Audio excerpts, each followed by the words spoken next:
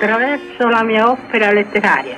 Il quadro della mia vita può sembrare vasto e pieno di vicini, a volte pare anche a me una leggenda, e appunto come un'antica tradizione vorrei che oggi le mie parole arrivassero al popolo italiano e soprattutto alle sue donne. Dunque, racconterò di me cose popolari come vogliono oggi il genio e il gusto della nostra patria. Sono nata in Sardegna. La mia famiglia, composta di gente savia, ma anche di violenti e di artisti primitivi, aveva autorità e aveva anche biblioteca. Ma quando cominciai a scrivere, 13 anni, fui contrariata dai miei. Il filosofo ammonisce: se tuo figlio scrive versi, correggilo e mandalo per la strada dei monti. Se lo trovi nella poesia la seconda volta, puniscilo ancora.